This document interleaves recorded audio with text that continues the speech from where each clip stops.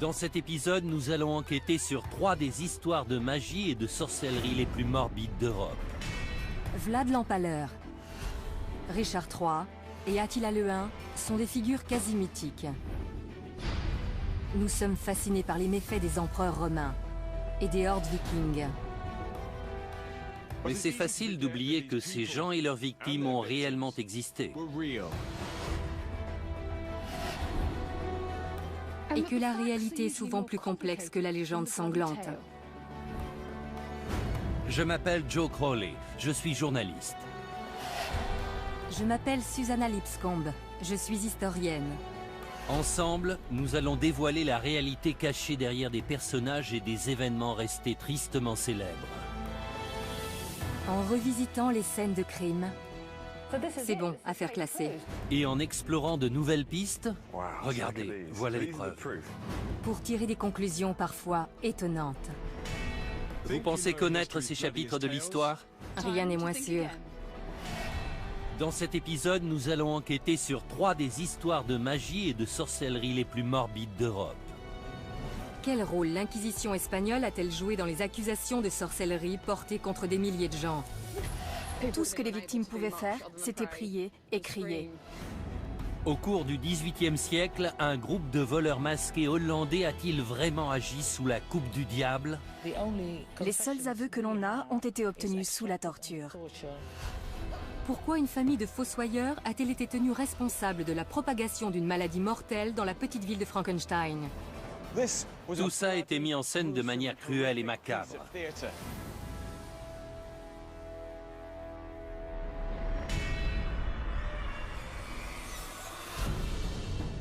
Novembre 1610. 30 000 personnes se rassemblent dans le nord de l'Espagne pour assister à l'exécution d'un sabbat de sorcières. Maria de Arbourou, 70 ans, a été reconnue coupable d'être la reine des sorcières. Elle est accusée de diriger le sabbat du village de Zugarramurdi, d'avoir tué des nourrissons et de vénérer le diable. Des mois durant, Maria et le reste de son assemblée étaient aux mains de la redoutable Inquisition espagnole. Au terme de cet interrogatoire, 6 d'entre eux vont être condamnés au bûcher et brûlés vifs. Mais Maria et les autres étaient-ils réellement coupables ou étaient-ils victimes d'une conspiration de l'Inquisition? Dans un recoin des Pyrénées, à 360 km de Madrid, se trouve le village isolé de Zugarramurdi. Au début du XVIIe siècle, ce village a été la cible d'une des organisations les plus redoutées, l'Inquisition espagnole.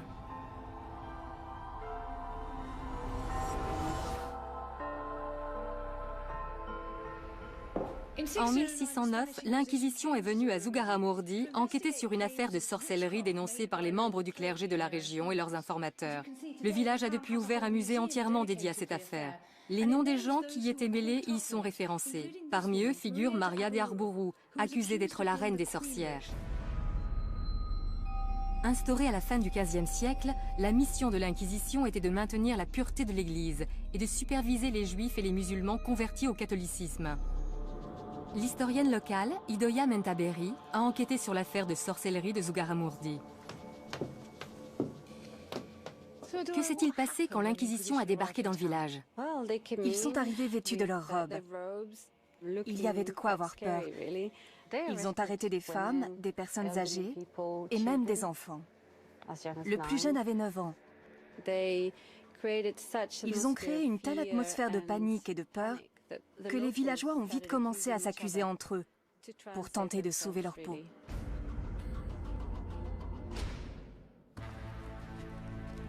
Maria de Arbourou s'est retrouvée au cœur de ces accusations. Les villageois la dénonçaient comme étant la reine des sorcières. Plus d'une vingtaine d'hommes et de femmes de Zugarramurdi ont été accusés de faire partie de son assemblée. Quels étaient les différents chefs d'accusation? D'avoir mangé des cadavres, de voler et d'enlever les enfants. Les sorcières devaient suivre un rituel d'initiation. Elles recevaient un crapaud qu'elles devaient habiller et chérir comme un animal de compagnie. Si elles s'en occupaient mal, le crapaud les dénonçait au diable. C'est incroyable. Les gens croyaient vraiment à ce genre d'histoire? C'est difficile à croire. Ces histoires fantasques ont suffi à les faire livrer aux mains de l'Inquisition. Ils ont été jetés dans la prison secrète détenue par les inquisiteurs, torturés et accusés de sorcellerie.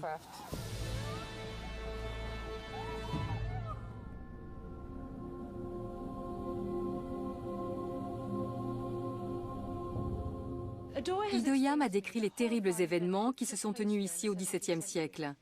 Mais j'aimerais comprendre comment ces habitants d'un coin reculé de la montagne ont pu croire en ces histoires au point d'exécuter d'autres villageois.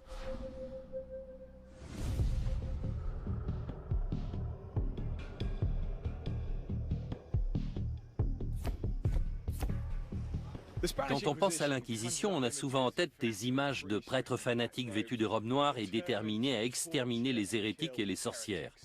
Bien entendu, l'histoire est rarement aussi simple. Je me dirige vers le donjon d'Amsterdam, un site très touristique, pour y apprendre tout ce qu'il y a à savoir sur cette fameuse organisation. Pour ce faire, j'ai fait appel au professeur Thomas O'Connor, un spécialiste de l'Inquisition. Parlez-moi de Zugarramurdi. Quel rôle l'Inquisition a-t-elle joué dans ce village? Alors que la situation était déjà délicate, les inquisiteurs sont arrivés et ont mis de l'huile sur le feu. Il y a toujours eu des histoires d'accusations de sorcellerie, mais quand l'Inquisition intervenait, tout avait tendance à s'amplifier. Le nombre de dénonciations se multipliait. Un vent de panique générale se mettait à souffler.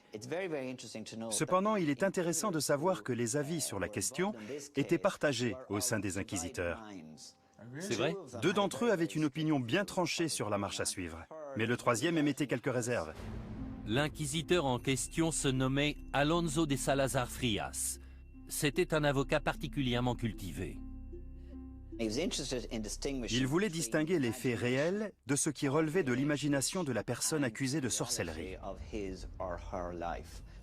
Au sein même de l'Inquisition, certains parlaient déjà de pacte avec le diable, d'hérésie et de damnation. Il tenait à prendre assez de recul pour ne pas se laisser embarquer dans l'hystérie collective. Cette frénésie touchait non seulement la commune de Zugarramurdi, mais aussi les inquisiteurs présents lors des événements. À Zugarramurdi, Salazar était l'inquisiteur le moins gradé, mais sa méthode de raisonnement a tout de même eu un impact important. Il avait vu que la commune était prise d'hystérie collective et que ça les poussait à inventer toutes sortes d'histoires. Exactement. Il a introduit les notions de scepticisme et de doute dans le processus de jugement. Il a fait évoluer les poursuites pour sorcellerie en Espagne. Grâce à Salazar, les inquisiteurs étaient encouragés à ne plus se reposer uniquement sur les dires des victimes, mais à trouver des preuves concrètes avant d'emprisonner leurs suspects. Les détails sur le fonctionnement de l'Inquisition espagnole sont fascinants, mais cela ne suffit pas à résoudre l'énigme de Zugarramurdi. La sorcellerie était considérée comme un acte d'hérésie mineur. Mais malgré la présence d'un inquisiteur aussi moderniste que Salazar, plusieurs personnes ont été condamnées au bûcher.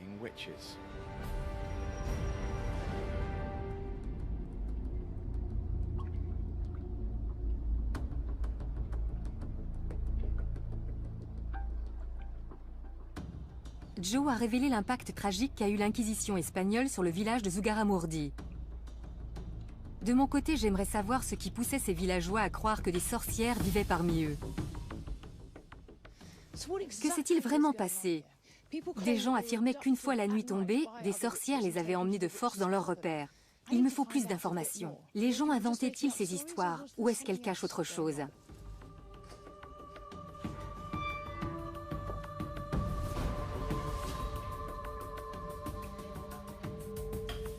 Je compte sur l'aide du professeur Peter Kinderman, psychologue clinicien, pour m'expliquer comment de telles accusations voient le jour et ce qui poussait les gens à y croire aussi facilement. D'après les témoignages, c'est dans ces caves que les sorcières se réunissaient. Cet endroit est assez fabuleux, n'est-ce pas? C'est un site extraordinaire. L'impact d'une histoire de sorcière est tout de suite plus fort quand il est censé se passer dans un endroit comme celui-ci.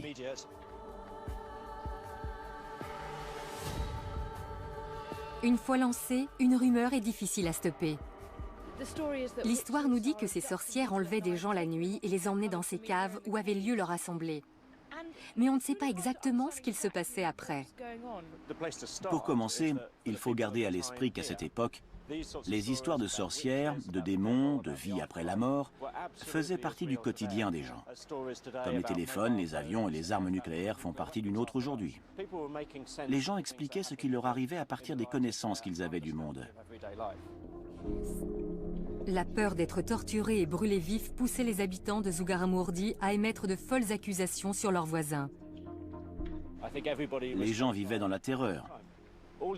Il suffisait qu'un suspect interrogé finisse par avouer en impliquant une ou deux autres personnes pour que les accusations se multiplient. Ce phénomène ne se limitait pas à Zugarramurdi. Dans toute la région, plusieurs villages se sont mis à dénoncer des pratiques de nature satanique. Le cadre idyllique de la montagne s'est alors transformé en un lieu de cauchemar. Certaines personnes parlent d'hystérie collective. Pensez-vous que cela puisse expliquer ce qu'il s'est passé ici? Le terme d'hystérie collective sous-entend que ces personnes étaient dérangées ou malades. Je ne pense pas que ça ait été le cas. De nos jours, accuser quelqu'un de sorcellerie passe pour de la démence. Mais si on appelle les services secrets parce qu'on suspecte son voisin de fabriquer des bombes, cela nous paraît normal.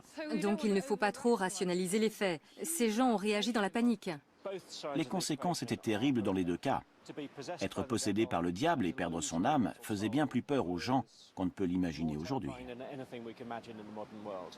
D'un autre côté, l'idée de faire l'objet d'une enquête, puis d'être torturé et brûlé vif en public, n'était pas plus réjouissante. Maria et les autres victimes se trouvaient confrontées à un cruel dilemme. Seule leur foi pouvait les sauver, et elle allait être testée comme jamais. L'enquête menée par l'inquisiteur Alonso de Salazar a abouti à la libération de plusieurs suspects. Mais Salazar ne pouvait tous les sauver. Maria de Arbourou et 5 autres personnes ont été jugées coupables.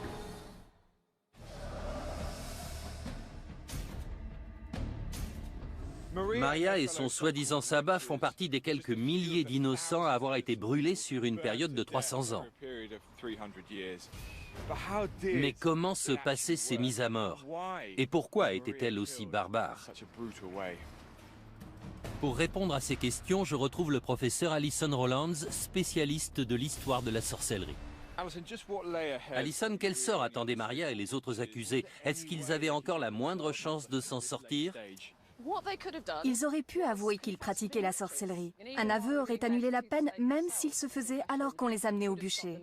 Mais il faut prendre en considération la mentalité de l'époque. Les concepts d'au-delà et d'âme immortelle étaient au cœur de leurs croyances. Ces 6 individus ont sûrement pensé que faire de faux aveux aurait été un péché impardonnable.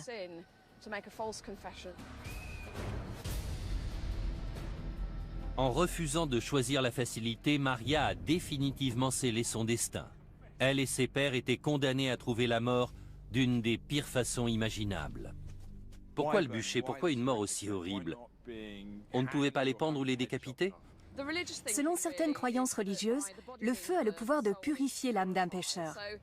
Même si ça peut paraître assez tordu, brûler les personnes accusées de sorcellerie était vu comme une façon de sauver leur âme. J'imagine à quel point ça doit être horrible de voir les flammes se répandre et commencer à brûler. La douleur doit être insoutenable tant qu'on reste conscient. C'était l'une des sentences les plus cruelles. À mon avis, les inquisiteurs pensaient que la menace du bûcher suffirait à convaincre les gens d'avouer. Mais ce n'était pas toujours le cas. Donc ils devaient mettre leurs menaces à exécution. Je ne suis pas sûr de vouloir la réponse à cette question, mais est-ce que ces gens sentaient la mort arriver? Combien de temps se passait-il avant qu'ils ne succombent aux flammes? Malheureusement, il est presque certain qu'ils aient eu le temps de sentir l'odeur du feu et de subir l'atroce douleur causée par les flammes qui se rapprochaient.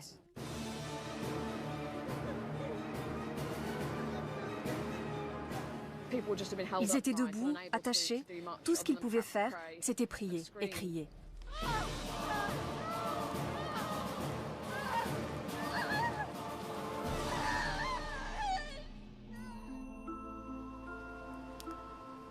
Maria et les autres prétendues sorcières ont connu l'une des pires morts imaginables. Et dire qu'ils auraient pu en réchapper s'ils s'étaient repentis de leurs péchés. Cependant, Salazar a enclenché la fin de ces pratiques barbares. Son rapport à l'Inquisition a fait cesser les exécutions pour cause de sorcellerie en Espagne. Triste ironie du sort, les données qu'ils avaient récoltées à Zugarramurdi ont poussé l'Inquisition à gracier les sorcières du village seulement 4 ans après leur mort par le feu. « 11 mai 1772. Józef Kirchhoffs, chirurgien aisé et fervent croyant, est sur le point de connaître une mort violente par pendaison. Il a été reconnu coupable d'être à la tête d'un groupe de bandits sans pitié obéissant aux ordres du diable en personne. Leur nom, les Bockenriders. Pendant des années, ces bandits ont fait régner la terreur le long de la frontière hollandaise. Kirchhoffs a été condamné à la potence alors qu'il niait fermement faire partie du célèbre gang, et ce malgré des mois à subir d'affreuses tortures. Était-il un génie du grand banditisme ayant toujours mené une double vie, ou était-il réellement innocent ?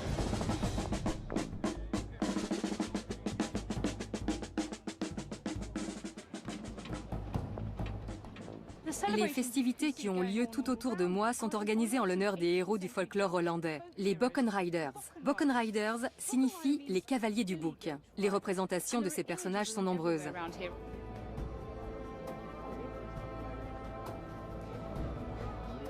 En voilà un Bockenrider.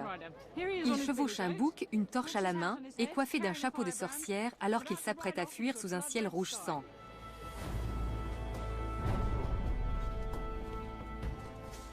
De nos jours, beaucoup de gens voient les Bockenriders comme des justiciers, une sorte de version hollandaise du légendaire Robin des Bois.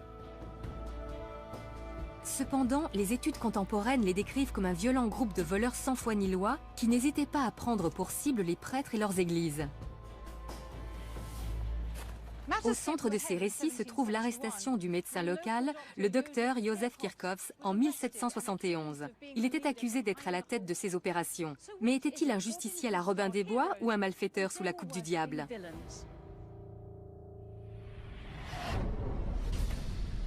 La ville de Herzogenrath est l'un des endroits clés de l'histoire des Bockenriders. Cette ville est maintenant allemande, mais se situe juste à côté de la frontière hollandaise. Je suis venu rencontrer François van Geroorten, président de l'association visant à préserver la mémoire des Bockenriders. François, qu'est-ce qui faisait des Bockenriders un groupe de bandits beaucoup plus terrifiant que les autres criminels? Comme tous les bandits, ils étaient accusés entre autres de vol et de cambriolage. Mais en plus, la légende dit qu'ils avaient fait un pacte avec le diable. Les vols étaient commis dans un périmètre si grand que les rumeurs disaient que le diable leur avait donné des boucs volants pour les assister dans leurs méfaits. L'efficacité impitoyable avec laquelle ces brigands agissaient ont poussé les autorités et la population à croire qu'ils obéissaient tous à une seule et même personne, un leader connu sous le nom de Józef Kirchhoffs. François, quel lien existe-t-il entre cette église et l'objet de notre étude, Józef Kirchhoffs? C'est l'église Sainte-Marie. C'est ici qu'il a été arrêté dans la matinée du 17 août 1771. Ça doit être choquant de se faire arrêter en sortant de l'église devant tous les paroissiens. Il y a de quoi se sentir humilié. Clairement. Il habitait une centaine de mètres plus loin. En l'espace d'un instant, il est passé du statut de citoyen respecté à celui de criminel. Dites-moi plus sur Kirchhoffs. Que sait-on de lui? Il est né en 1724. Après 9 ans dans l'armée, il est rentré chez lui. Et puis il est devenu le chirurgien officiel de la ville de Herzogenrath. Au moment de son arrestation, il était marié et il avait 6 enfants. Pourquoi est-ce qu'ils l'ont arrêté lui plutôt qu'un autre? Les autorités pensaient que le diable venait sur terre pour séduire les gens pauvres d'esprit, qui ne savaient ni lire ni écrire, afin d'en faire des Bockenriders. Mais leur chef devait forcément être quelqu'un de plus instruit. Ils ont pensé à Kirchhoffs. Ses accusateurs étaient persuadés qu'il menait une double vie. Aux yeux de ses concitoyens, il passait pour un bon chrétien, mais une fois la nuit tombée, il devenait le leader de ce groupe de criminels. C'est un peu comme Dr. Jekyll et Mr. Hyde. La formation militaire de Kirchhoffs pouvait certainement s'avérer utile au commandement d'un groupe de violents bandits. En plus de ça, plusieurs malfaiteurs présumés ont donné son nom sous la torture. Menait-il réellement une double vie? Était-il le chef tout-puissant de ce groupe de bandits? Je vais envoyer Joe consulter les archives officielles pendant que je me renseigne sur le fonctionnement des gangs.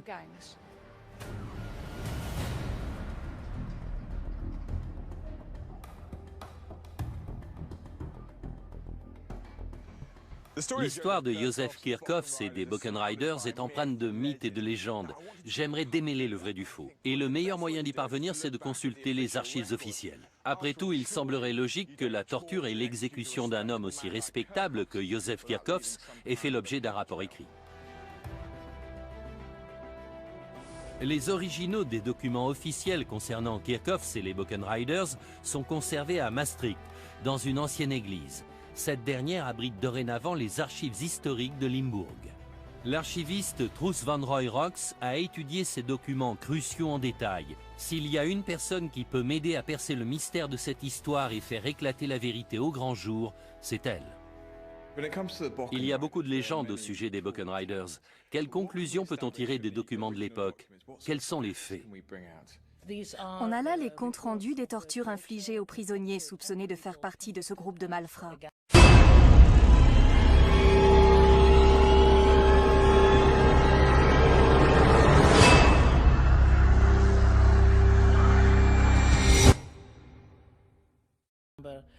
Ils étaient accusés d'entrer par effraction dans les maisons, les églises et les abbayes.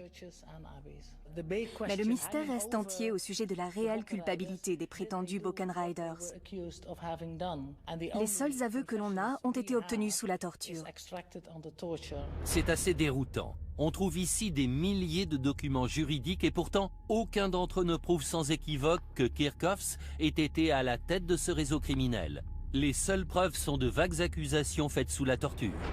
Est-ce qu'il y a des documents qui nous parlent un peu de Joseph Kirchhoffs et de son histoire personnelle? On a une description de lui dans une lettre de recommandation.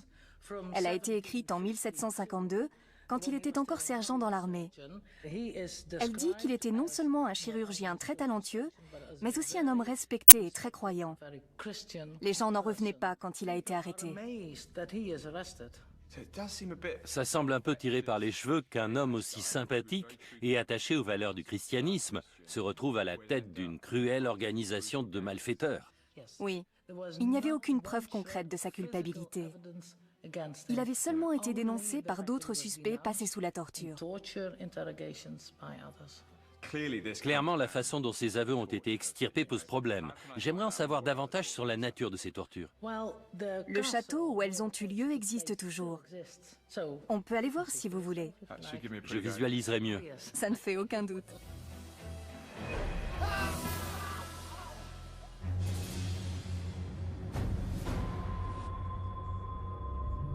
J'ai suivi Truus 35 km plus loin jusqu'au château d'Herzogenrath afin d'en apprendre davantage sur les atroces tortures infligées aux Buchan Riders présumés.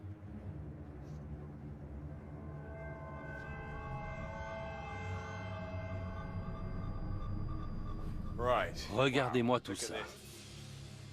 Comment ces effrayants outils étaient-ils utilisés? Il commençait avec les poussettes, d'abord sur un pouce, puis sur les deux. Vous parlez des pouces, mais il y a la place d'y mettre la main entière. Même avec une simple pression, on sent que ça peut infliger d'atroces souffrances. Et si ça ne suffisait pas à les faire parler, il passait au brodequin. Comment ça marche? Cette partie se met derrière le mollet. Celle-ci est sur le tibia. La poignée permet de resserrer la vis, ce qui réduit le tibia en miettes. Puis dans un troisième temps, ils attachaient les mains de la victime derrière son dos et le suspendaient à l'estrapade. Par les mains? Oui, et les pieds ne touchaient pas le sol. Le poids du corps tout entier tirait sur les mains. Mais c'est possible, les bras doivent immédiatement se casser, non? Oui. Ils se cassent. Les organes éclatent et les épaules se disloquent. C'est le corps tout entier qui se retrouve réduit en bouillie. Certains rapports disent qu'au bout de seulement 5 minutes, les victimes criaient « Détachez-moi, je vais parler, je vais tout avouer, je n'en peux plus ».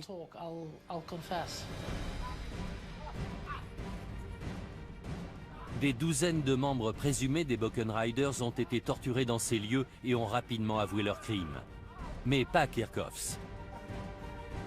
Il disait à ses tortionnaires « Messieurs, vous pouvez réduire mon corps en miettes, je n'ai rien à avouer ».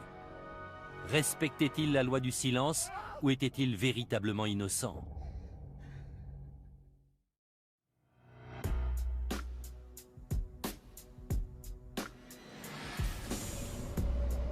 Józef Kirchhoffs n'a jamais avoué malgré les horribles tortures qu'on lui a fait subir. Aurait-il réussi à tenir sa langue jusqu'au bout s'il avait été coupable? Pour le savoir, je vais discuter avec Graham Johnson. Depuis plus de 10 ans, il enquête sur les barons du crime et les gangs sévissant actuellement. Les gangsters connaissent-ils l'identité de leur chef? Pas toujours. Les petites mains, ceux qui les recrutent et tous ceux qui occupent des postes secondaires ne savent pas forcément pour qui ils travaillent. On s'intéresse actuellement à Józef Kirchhoffs, qui était un membre respectable de sa communauté. Est-ce qu'on trouve vraiment ce genre de profil au sein d'un gang? Il arrive souvent que les chefs de gang aient une position sociale élevée au sein de leur communauté. Peu de gens connaissent l'identité de celui qui dirige actuellement la pègre locale. Si vous le rencontriez, vous ne penseriez pas une seconde qu'il est impliqué dans un gang. C'est un homme respectable, poli, cultivé, et pourtant, il est à la tête d'une organisation criminelle qui compte des centaines de membres et génère des centaines de milliers d'euros par an. Ils sont impliqués dans des affaires de drogue, de fraude fiscale, de vente d'armes et même de meurtre. Donc même l'homme le plus respectable d'une communauté peut travailler pour une organisation criminelle. Tout à fait. Ce sont des gens qui ont le sens des affaires, savent diriger et sont des gens en position de pouvoir. Ils font des chefs de gang idéaux. Ce principe est valable aussi bien en Angleterre aujourd'hui qu'en Allemagne il y a 200 ans.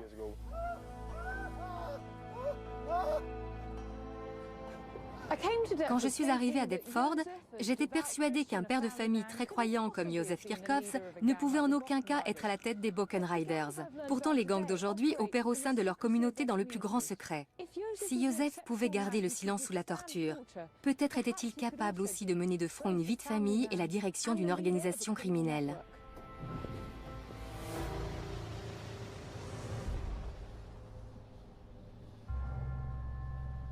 Malgré l'absence de preuves tangibles à l'encontre de Kirchhoffs, les juges étaient convaincus de sa culpabilité. Après des mois de torture, le verdict est finalement tombé. Il a été condamné à mort. Sa sentence a été prononcée oralement dans cette pièce. Juste ici. Ici même, oui. C'est vrai? Il a été condamné à la pendaison pour 9 cambriolages. C'est tout ce qu'ils ont trouvé à lui reprocher après toutes ces tortures. 9 cambriolages sur une période de 9 ans. Rien à voir avec le casier judiciaire d'un baron du crime. Est-ce qu'on sait comment s'est déroulée l'exécution? Oui, on a le compte-rendu détaillé. Je vous le lis. Ils ont alors conduit Kirchhoffs sur la place publique où la potence avait été érigée. À 11 h du matin, le bourreau lui a passé la corde autour du cou. D'une voix tremblotante, il a crié « Jésus, j'ai vécu pour toi, je meurs pour toi ».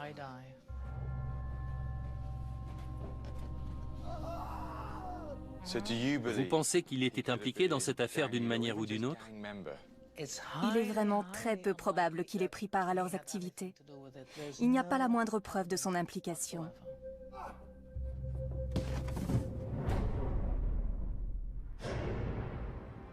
Kirchhoffs n'a pas été la seule victime. Plus de 350 Buchan Riders présumés, hommes et femmes confondus, ont été pendus, laissés pour morts sur la roue ou brûlés vifs. La torture est au cœur de cette légende sanglante. Le problème majeur face à cette pratique, c'est qu'on n'a aucun moyen de vérifier la véracité des aveux. Bon nombre de personnes victimes de telles souffrances finiraient par cracher le morceau, qu'ils soient réellement coupables ou pas. Le plus fascinant, c'est que Kirchhoffs n'a jamais avoué. Même si Suzy a des arguments valables pour le suspecter d'avoir été à la tête des Buchan Riders, je n'arrive pas à y croire.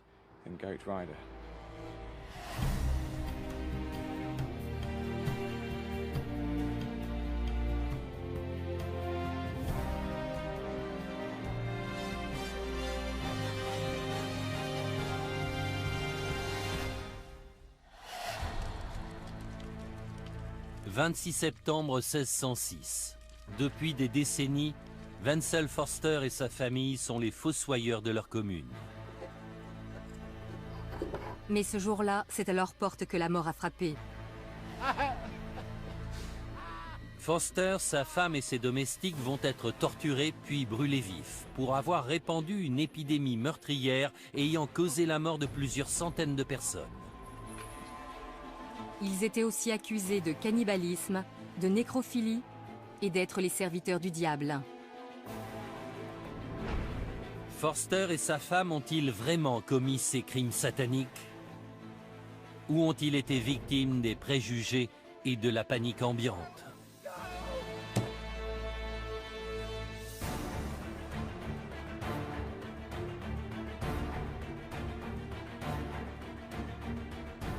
J'ai fait le voyage en Europe centrale pour en apprendre davantage sur la terrible légende de Forster. Voici la ville de Żabkowice-Cieślawski, située au sud de la Pologne. Depuis des siècles, elle est le nœud commercial de cette zone rurale. Ce n'est pas le genre de ville qu'on s'attend à voir faire la une des journaux.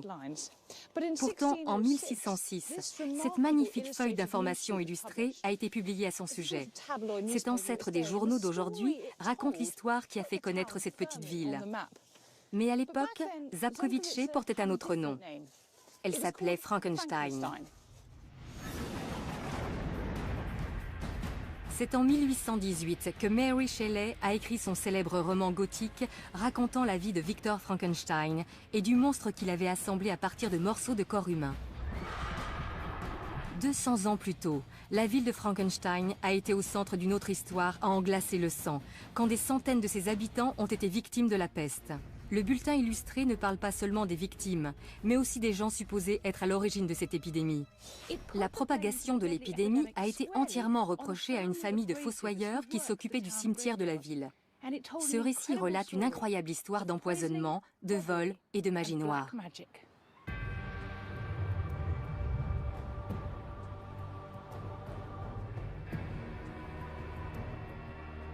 Au banc des accusés se trouvait Wenzel Forster, le fossoyeur en chef, mais aussi sa femme, ses domestiques et ses assistants. Je me suis rendue au cimetière où il travaillait pour rencontrer Karen Lambrecht, l'historienne qui a révélé au grand jour l'histoire de la peste de Frankenstein. J'ai avec moi un document témoignant des événements sordides ayant eu lieu à Frankenstein en 1606. Que décrivent exactement ces somptueuses illustrations ? Eh bien, on y voit les fossoyeurs en train de disperser le poison qui a causé l'épidémie. Forster a été accusé d'étaler une pâte faite à base de restes humains sur les poignées de porte du village afin de répandre la maladie. Mais ces allégations ne s'arrêtaient pas à celles d'empoisonnement. Que signifie cette image? Il n'était pas seulement accusé de tentative d'empoisonnement, mais aussi de meurtre rituel et de vol. Là, on voit un fossoyeur dévorant un enfant. C'est du cannibalisme. Ils maltraitaient les cadavres. Ils extrayaient les fœtus morts du ventre des femmes enceintes. Aucun détail n'est épargné. En tant que fossoyeur de la ville, Forster était chargé d'enterrer les victimes de la peste.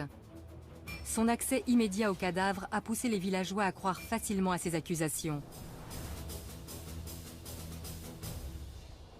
Ce que Karen vient de me dire est à la fois surprenant et choquant. On savait que des gens étaient accusés de sorcellerie dans toute l'Europe, mais ici on a accusé des fossoyeurs de répandre la peste. J'aimerais en apprendre plus sur l'idée que les gens se faisaient de la peste pour en avoir peur au point de persécuter ceux qu'ils pensaient responsables de sa propagation.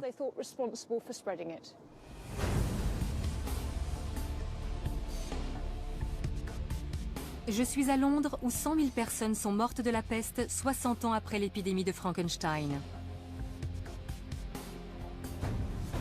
Je retrouve le professeur Robert Jout, un historien médical, à l'église Saint-Bride où reposent des centaines de victimes de la peste. Robert, pouvez-vous m'en dire un peu plus sur la peste? Sait-on combien de victimes elle a fait à Frankenstein? D'après les rapports de l'époque, il y a eu environ 1500 décès. C'est un chiffre assez élevé. Un quart de la population a trouvé la mort en l'espace d'1 ou 2 semaines. La mort était fulgurante. Et elle frappait sans prévenir, n'est-ce pas? C'est ça. Dans certains cas, les gens se levaient le matin comme si de rien n'était, puis mouraient dans la journée. C'est une mort aussi terrible que soudaine. Les gens en étaient terrifiés. Dans ces conditions, les victimes ne pensaient pas s'être assez préparées au jugement dernier. Ça les effrayait plus que tout. Quand la peste frappait, les églises débordaient de demandes d'inhumation.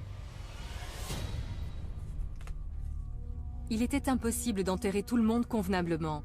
Regardez ça.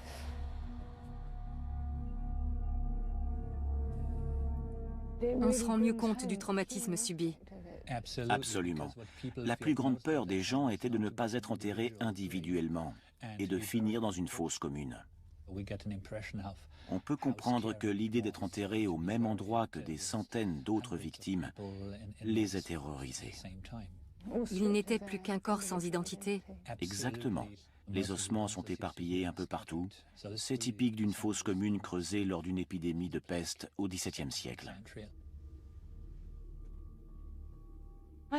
En voyant tout ça, je comprends un peu mieux pourquoi les habitants de Frankenstein étaient aussi terrifiés par la peste au XVIIe siècle. Ce genre de perspective peut facilement pousser les gens à s'en prendre aux potentiels responsables du désastre. Mary Shelley a rendu le nom de Frankenstein mondialement connu. Mais les événements qui ont eu lieu dans la ville auraient aussi pu suffire à inscrire ce nom au panthéon de l'horreur.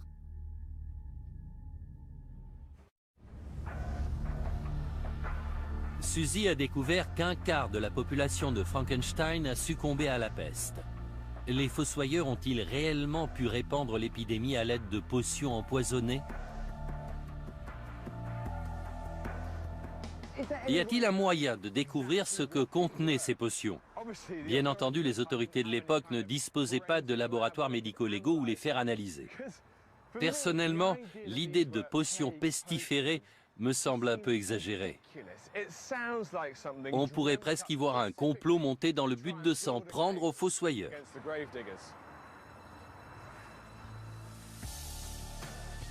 Les voisins de Forster étaient persuadés qu'au lieu d'enterrer les morts, ils se servaient de leurs cadavres pour concocter une potion donnant la peste. C'est génial ici.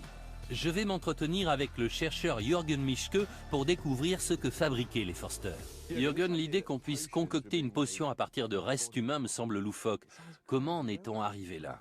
Je vais peut-être vous surprendre, mais les médicaments à base de restes humains étaient monnaie courante du XVIe au XVIIIe siècle. Au début du XVIIe siècle, les gens pensaient que les médicaments à base de cadavres en bonne santé étaient particulièrement efficaces. Et en plus de soigner les maladies, ces remèdes étaient censés donner l'énergie du mort aux patients. Quelle partie du corps était utilisée? D'après les documents scientifiques de l'époque, 24 parties du corps peuvent être récupérées pour en faire des remèdes. La graisse, la peau, le crâne et les os en font partie. Les os étaient réduits en poudre et la peau bouillie pour en faire des médicaments contre toutes sortes de maux tels que l'épilepsie ou les migraines. Forster était-il le fournisseur de Frankenstein? D'où provenaient les cadavres? Il fallait aller voir le bourreau. Il avait tous les droits sur le cadavre des gens qu'il exécutait. C'était la seule façon de se procurer un corps jeune et sain. C'était un revenu complémentaire non négligeable pour les bourreaux. Il est possible que certains fossoyeurs aient voulu en profiter aussi. Est-ce que ces potions pouvaient aussi servir à répandre une maladie? Les autorités avaient interdit tout remède fait à partir du corps d'un malade ou d'une personne âgée parce qu'ils savaient que c'était plus risqué. Mais les fossoyeurs ont peut-être transgressé cette règle sans savoir que cela représentait un réel danger pour les patients. Quand on se fournit illégalement chez un fossoyeur, il y a forcément plus de risques. C'est fou de penser qu'on se soignait avec des restes humains. Si on y réfléchit un peu, le but est d'aider quelqu'un à survivre grâce au corps de quelqu'un qui est déjà mort. Les transfusions sanguines et les transplantations d'organes suivent aussi cette logique. C'est fascinant. Moi qui pensais que cette histoire avait été fabriquée de toutes pièces pour se débarrasser des fossoyeurs, et finalement j'apprends que la médecine actuelle fait appel aux mêmes méthodes. Officiellement, les fossoyeurs ne devaient pas être autorisés à fabriquer ce genre de remède. Mais cette éventualité ne semble plus aussi extravagante qu'avant. De plus, la fabrication de remèdes de cette nature faisait clairement d'eux les coupables idéaux.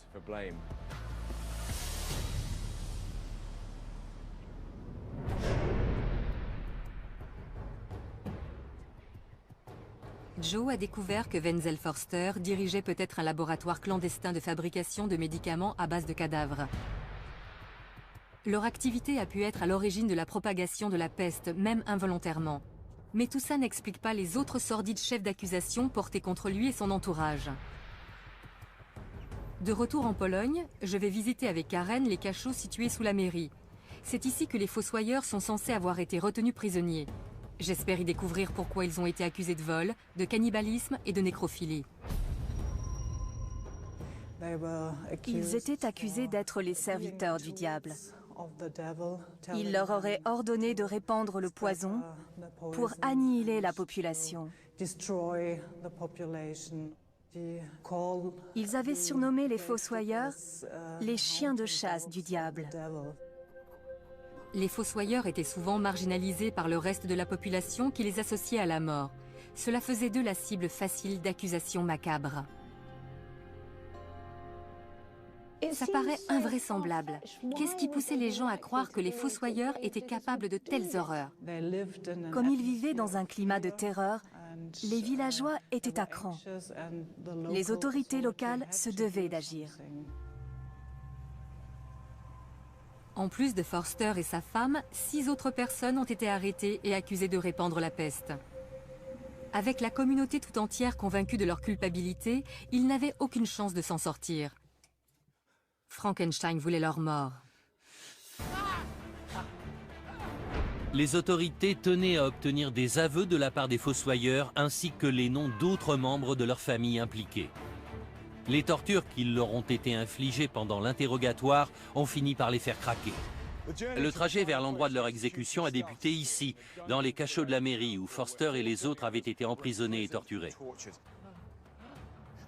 Ensuite, ils ont été transportés à travers toute la ville, installés en évidence sur une charrette pour que la population assiste à leur sentence et sache ce qui arrive aux gens coupables de tels crimes.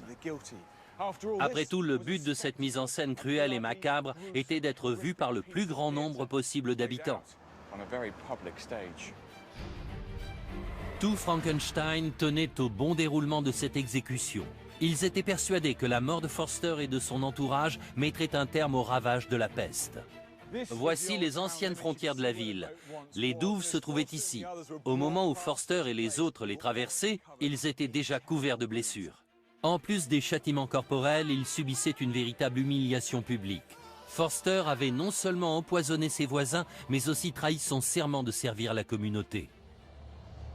Déjà accablés par leurs blessures, les Forster ont fini par arriver ici, en dehors des limites de la ville, sur la colline des Potences. À ce moment-là, ils devaient espérer que leur heure est enfin sonnée. Ce n'était pas le cas. On a d'abord coupé les mains droites de Forster et de son assistant.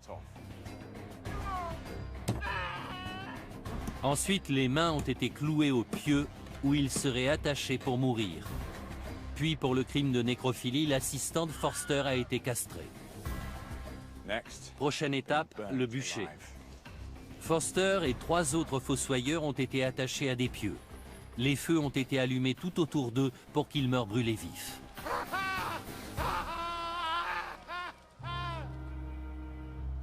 Pendant les 11 années qui ont suivi, d'autres familles de fossoyeurs ont été arrêtées, jugées et exécutées. Parmi eux, un garçon de seulement 14 ans a été décapité. La terreur se trouve au cœur de cette affaire. Face à la peur, les hommes sont capables d'actes terribles. Les fossoyeurs sont devenus leur bouc émissaire. Ils avaient peut-être bel et bien utilisé des cadavres pour faire des potions. Ils ont peut-être même involontairement propagé l'épidémie. Mais ce genre de remède était courant à l'époque. Beaucoup de gens les utilisaient dans l'espoir de guérir. Les habitants de Frankenstein ont fait preuve d'une hypocrisie presque barbare en se retournant contre les fossoyeurs. Leur sentence a été irrévocable.